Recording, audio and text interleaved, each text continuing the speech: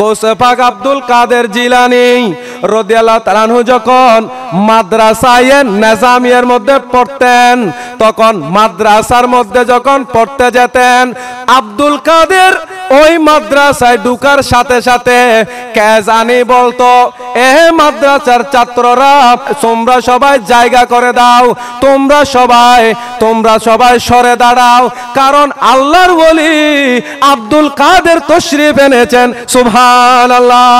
শুধু তাই নয়, গৌসে পাক আব্দুল কাদের জিলানী দুনিয়ার মধ্যে আগমন করার পরেই ছোটবেলায় 5 বছর বয়সে আপন বাবাকে হারিয়েছেন। গরিব অবস্থায় বসবাস করেছিলেন, বেড়ে উঠেছিলেন। আব্দুল কাদের জিলানী পরিবারের রিজিকের তাগিদে জমিনের মধ্যে কাজ করার জন্য যাচ্ছেন গরু নিয়ে। কি নিয়ে? গরু নিয়ে।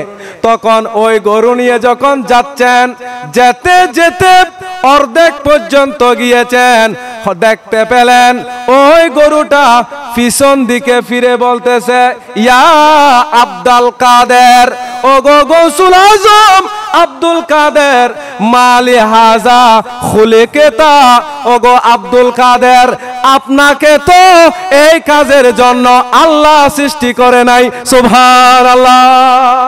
গৌসুল আজম আব্দুল কাদের জিলানী কুদ্দিসা সিররুহুন নুরানী রাদিয়াল্লাহু তাআলা আনহু, ইনার ক্ষমতা আসমানের উপরও চলে, জমিনের উপরও চলে, কিয়ামতের ময়দানেও চলবে। জোরে বলবেন না সুবহানাল্লাহ। এই ক্ষমতা দিয়েছেন কে? আল্লাহ দিয়েছেন। কারণ গৌসুল আজম এটা হচ্ছে বেলায়েতের সর্বোচ্চ একটা স্তরের নাম, এটা হচ্ছে বেলায়েতের সর্বোচ্চ একটি পদবীর নাম। যে সমস্ত বান্দা রাসূলে পাকের মাধ্যমে আল্লাহকে তালাশ করবে, রাসূলে পাক সাল্লাল্লাহু আলাইহি ওয়াসাল্লামের মাধ্যমে আল্লাহকে সন্তুষ্ট করবে, ওই বান্দা আল্লাহকে এত বেশি সন্তুষ্ট করবে যে ওই বান্দা গৌসুল আজম নামক স্তরের মধ্যে যখন পৌঁছে যায়, ইনার ক্ষমতা এত বেশি বেড়ে যায় যে ইনাদেরকে ফেরেশতারাই ইনাদেরকে পাহারাদারি করে, ফেরেশতারাই ইনাদের পাবলিসিটি করে। জুড়ে বলুন না সুবহানাল্লাহ। এজন্য গৌসে পাক আব্দুল কাদের জিলানী রাদিয়াল্লাহু তাআলা আনহু যখন দুনিয়ার মধ্যে জন্মগ্রহণ করেছিলেন, আব্দুল কাদের জিলানী যখন রাস্তা দিয়ে হাঁটতেন, তখন পিছন দিক থেকে অদৃশ্য থেকে কে জানি বলতো, ওগো দুনিয়ার মানুষ, তোমরা সবাই জায়গা করে দাও, জায়গা করে দাও, আল্লাহর ওলি আব্দুল কাদের আসতেছে। সুবহানাল্লাহ। আল্লাহর ওলি আব্দুল কাদের আসতেছে। বলছে গৌসে পাক আব্দুল কাদের জিলানী রাদিয়াল্লাহু তাআলা আনহু যখন মাদ্রাসায়ে নিজামিয়ার মধ্যে পড়তেন, তখন মাদ্রাসার মধ্যে যখন পড়তে যেতেন, আব্দুল কাদের ওই মাদ্রাসায় ঢুকার সাথে সাথে কে জানি বলতো, এ মাদ্রাসার ছাত্ররা তোমরা সবাই জায়গা করে দাও, তোমরা সবাই সরে দাঁড়াও, কারণ আল্লাহর ওলি আব্দুল কাদের তশরিফ এনেছেন। সুবহানাল্লাহ। শুধু তাই নয়, গৌসে পাক আব্দুল কাদের জিলানী দুনিয়ার মধ্যে আগমন করার পরেই ছোটবেলায় 5 বছর বয়সে আপন বাবাকে হারিয়েছেন। গরিব অবস্থায় বসবাস করেছিলেন, বেড়ে উঠেছিলেন। আব্দুল কাদের জিলানী পরিবারের রিজিকের তাগিদে জমিনের মধ্যে কাজ করার জন্য যাচ্ছেন গরু নিয়ে। কি নিয়ে? গরু নিয়ে। তখন ওই গরু নিয়ে যখন যাচ্ছেন, যেতে যেতে অর্ধেক পর্যন্ত গিয়েছেন, দেখতে পেলেন ওই গরুটা পিছন দিকে ফিরে বলতেছে, ইয়া আব্দুল কাদের, ও গো গৌসুল আজম আব্দুল কাদের, মালি হাজা খুলিকেতা, ও গো আব্দুল কাদের, আপনাকে তো এই কাজের জন্য আল্লাহ সৃষ্টি করে নাই। সুবহানাল্লাহ। ফসুয়ে বলতেছে আব্দুল কাদের, আপনাকে তো এই কাজের জন্য সৃষ্টি করে নাই, আপনি কেন হাল চাষ করতে যাবেন, আপনি কেন মাঠে কাজ করতে যাবেন?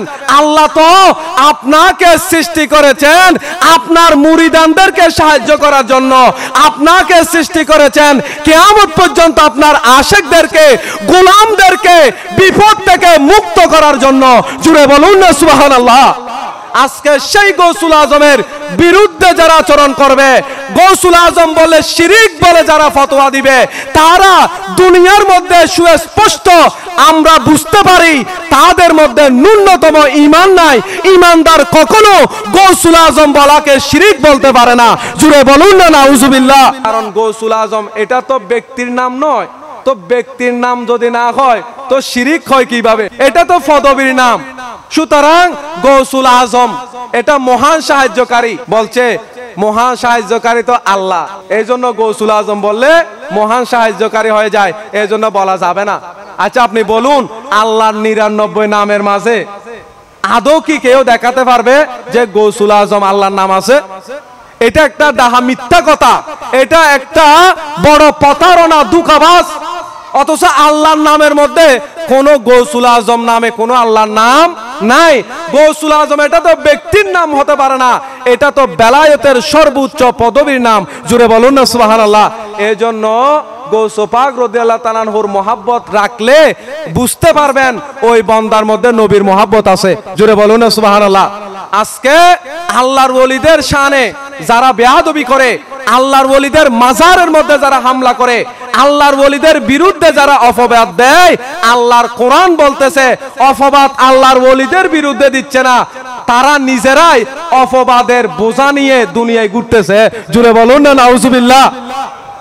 ওয়াল্লাযিনা ইউযুনাল মুমিনিনা ওয়াল মুমিনাত, আল্লাহ বলছেন যারা দুনিয়ার মধ্যে ঈমানদার মুমিন মুমিনাতকে কষ্ট দেয়, বেগাইরে মাকতাসাবু বিগয়রি মাকতাসাবু ফাকাদ ইহতামালু, আল্লাহ বলছেন যারা ঈমানদারের বিরুদ্ধে মুমিন মুমিনাতের বিরুদ্ধে অপবাদ দেয়, বুহতানাও ওয়া ইসমাম মুবিনা, ওই সমস্ত ব্যক্তিগুলো আল্লাহর ওলিদের বিরুদ্ধে ঈমানদারের বিরুদ্ধে অপবাদ দেয় নাই, বরংস তারা নিজেরাই অপবাদের বোঝা নিয়ে ঘুরতেছে। নাউজুবিল্লাহ। তাহলে আল্লাহর ওলিদের বিরুদ্ধে আজকে যারা বলতেছে গৌসুল আজম বলা যাবে না, আল্লাহর ওলিদের দরবারে যাওয়া যাবে না, আল্লাহর ওলিদের মাজারে যাওয়া শিরক, এই কথা যারা বলে তারা অপবাদ দিচ্ছে আল্লাহর কোরআন মোতাবেক, তারা আল্লাহর ওলিদের বিরুদ্ধে অপবাদ দিচ্ছে না, তারা নিজেরাই অপবাদের শাস্তির বোঝা নিয়ে তারা দুনিয়ার মধ্যে ফিরতেছে, দুনিয়ার মধ্যে চলাফেরা করতেছে। জুড়ে বলুন না নাউজুবিল্লাহ। এই জন্য গৌসুল আজম ইনি শুধুমাত্র দুনিয়ার জন্য গৌসুল আজম নয়, আখিরাতের জন্য গৌসুল আজম। ইনি হচ্ছেন গৌসুস সাকলাইন। সকলাইনের দুই মানা, একটা হলো আল জিন্ন ওয়াল ইনস, জিন জাতি এবং ইনসান জাতি, আরেক অর্থ হলো আদ দুনিয়া ওয়াল আখিরা। যখন গৌসুস সকলাইন বলা হবে, সকলাইনের অর্থ যখন জিন্নাত এবং ইনসানকে মুরাদ নেওয়া হবে, তখন গৌসুস সকলাইন মানি আব্দুল কাদের জিলানী, জিন্নাতের জন্য গৌসুল আজম, ইনসানের জন্য গৌসুল আজম। জুড়ে বলুন না সুবহানাল্লাহ। আর সকলাইনের অর্থ যখন দুনিয়া এবং আখিরাত নেওয়া হবে, তখন গৌসুস সকলাইনের অর্থ দাঁড়াবে গৌস পাক আব্দুল কাদের জিলানী, দুনিয়ার জন্য গৌসুল আজম, আখিরাতের জন্য গৌসুল আজম। এই জন্য গৌস পাকের ক্ষমতা দুনিয়ার মধ্যেও চলছে, কিয়ামতের ময়দানেও চলবে। জুড়ে বলুন না সুবহানাল্লাহ। এই জন্য ওনাকে দুনিয়ার মানুষ গৌসুল আজম বলে নাই, ইনাকে গৌসুল আজম হিসেবে ওনার পূর্ববর্তী যত ওলি এসেছিলেন সবাই কিন্তু ইনাকে গৌসুল আজম মেনেছেন। কিয়ামত পর্যন্ত যত আল্লাহর ওলি আসবেন সবাই কিন্তু ইনাকে গৌসুল আজম হিসেবে মানবেন। জুড়ে বলুন না সুবহানাল্লাহ। এই জন্য গৌস পাক রাদিয়াল্লাহু তাআলা ইনি বলেছেন আমি এত ক্ষমতা পেয়েছি, আমি এলম অর্জন করতে করতে কুতুবিয়তের মর্যাদায় পৌঁছে গেলাম। দরস্তুল ইলমা হাত্তা সিরতু কুতুবান, আমি আব্দুল কাদের এলম অর্জন করতে করতে অথবা দ্বীনের এলম শিক্ষা দিতে দিতে আমি আব্দুল কাদের কুতুবিয়তের মর্যাদায় পৌঁছেছি। জুড়ে বলুন না সুবহানাল্লাহ। তাহলে বোঝা গেল এলম ছাড়া মানুষ সহজে আল্লাহর ওলি হতে পারে না, এলম ছাড়া হক্কানি পীর হতে পারে না। কারণ শরীয়তের এলম না থাকলে ওই বান্দাকে শয়তান সহজেই ধোঁকা দিতে পারে। যার মধ্যে এলম থাকবে গৌস পাক আব্দুল কাদের জিলানী কুদ্দিসা সিররুহুন নুরানী রাদিয়াল্লাহু তাআলা আনহুকে শয়তান অনেক চেষ্টা প্রচেষ্টা চালানোর পরেও দুকা দিতে পারে নাই, ওনার মধ্যে দ্বীনের এলম ছিল। জুড়ে বলুন না সুবহানাল্লাহ। এই জন্য গৌসে পাক আব্দুল কাদের জিলানী ইনি আপন পীর ও মুর্শিদের কাছ থেকে এই বেলায়েতের এলম অর্জন করেছেন, শরীয়তের জ্ঞান অর্জন করেছেন। গৌসে পাক আব্দুল কাদের জিলানী রাদিয়াল্লাহু তাআলা মাদ্রাসায় গিয়েছেন। ইনার পীর ও মুর্শিদ হযরতে মাখজুমি রাহমাতুল্লাহ আলাইহি ইনার কাছে গিয়েছেন এলমে দ্বীন শিখার জন্য। তখন গৌসে পাক রাদিয়াল্লাহু তাআলা বলতেছেন, আমার বেশি খিদা পেয়েছিল, আমার বেশি খিদা পেয়েছে। তখন আমি আব্দুল কাদের আমার পীর ও মুর্শিদের সামনে বলে দিলাম, আমার কাছে বেশি খিদা পেয়েছে।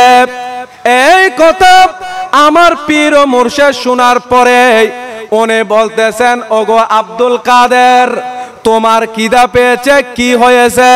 কোনো অসুবিধা নাই, তুমি আব্দুল কাদের আমার বাড়ির মধ্যে চলে আসো। সুবহানাল্লাহ। তুমি খিদা পেয়েছে, কি হয়েছে? আমার বাড়ির মধ্যে আসো, খানা আমার বাড়ির মধ্যে খাবে। জোরে বলবেন না সুবহানাল্লাহ। এই জন্য মেহমানদারি করা, ক্ষুধার্ত ব্যক্তিদেরকে খানা দেওয়া, এটা রাসূল পাকের সুন্নত, এটা সাহাবায়ে কেরামের সুন্নত, আল্লাহর ওলিদের সুন্নত। জোরে বলুন না সুবহানাল্লাহ। গৌসে পাক রাদিয়াল্লাহু তাআলাকে এই কথা বলে আপন পীর ও মুর্শিদ চলে গেলেন নিজের ঘরে। এইদিকে আব্দুল কাদের জিলানী ইতস্তিবোধ করতেছে, বলছে আমাকে দাওয়াত দিয়ে তো আমার পীর ও মুর্শিদ চলে গেছে, এখন আমি একলা হুজুরের দরবারে কেমন যাই, খানা খাওয়ার জন্য কেমনে যাই, এইভাবে চিন্তা ফিকিরের মধ্যে আছে, যাচ্ছে না, ফা বাড়াচ্ছে না। যখন গৌসে পাক যাচ্ছে না, দেখা গেল হঠাৎ করে আল্লাহর নির্দেশে হযরতে খাজা খিজির আলাইহিস সালাম তশরিফ এনেছেন। সুবহানাল্লাহ। হযরতে খাজা খিজির আলাইহিস সালাম তশরিফ এনেছেন।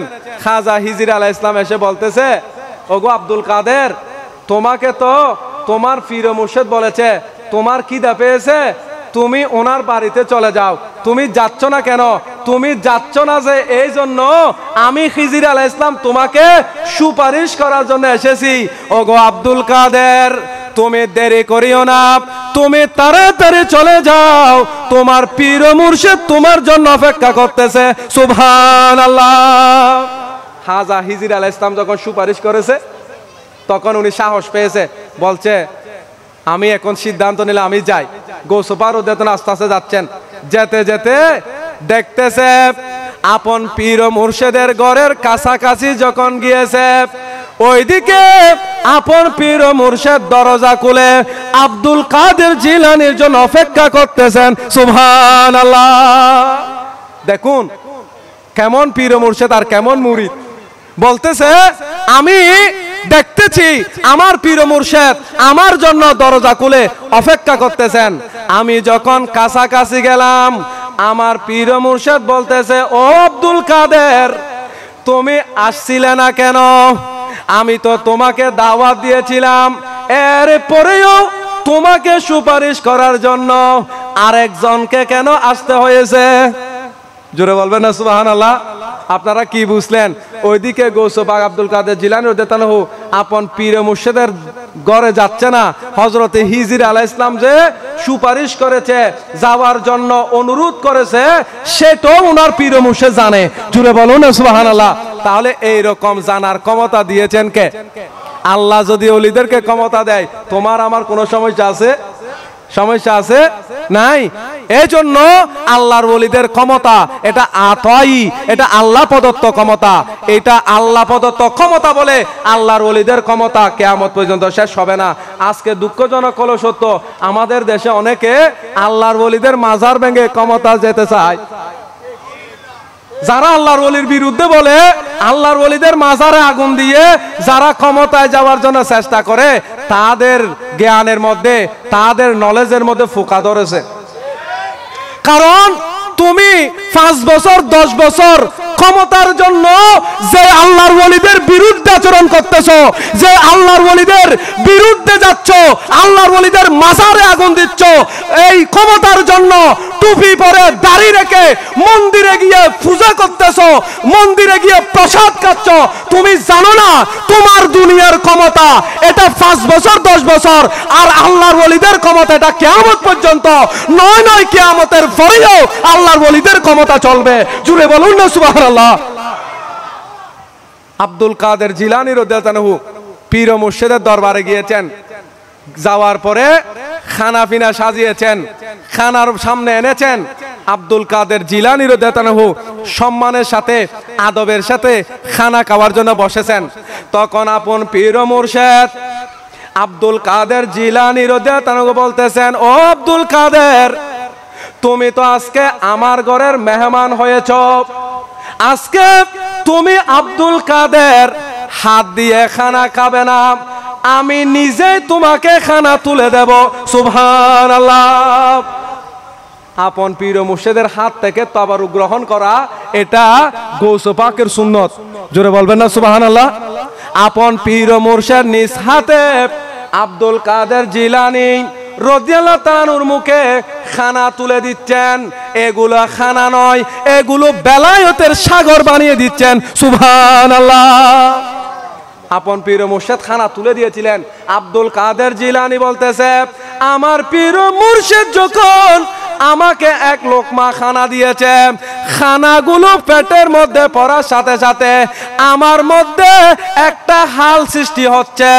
আমার পীর ও মুর্শিদ যখন দ্বিতীয় লোকমা দিয়েছে, আমার মধ্যে হাল সৃষ্টি হচ্ছে। আমার পীর ও মুর্শিদ যখন তৃতীয় লোকমা আমাকে দিয়েছেন, আমি চোখ বন্ধ করলে খোদার খোদাই জগৎ পর্যন্ত দেখতে পাচ্ছি। সুবহানাল্লাহ। এখানে শেষ নয়, আব্দুল কাদের জিলানী রাদিয়াল্লাহু তাআলাকে বেলায়েতের সম্রাট বানিয়ে দিয়েছেন, বেলায়েতের সাগর বানিয়ে দিয়েছেন। এরপরে বলতেছে, ও আব্দুল কাদের, আজকে তোমার জন্য একটা হাদিয়া রেখেছি। কি রেখেছি? হাদিয়া। গৌস পাক রাদিয়াল্লাহু তাআলাকে বলতেছে, ওগো আব্দুল কাদের, আসো আসো আসো, আমার একটা খিরকা আছে, আমার একটা ফরনের জামা আছে, ওই জামাটা নিয়ে আব্দুল কাদের জিলানীকে পরিধান করে দিয়েছেন। সুবহানাল্লাহ।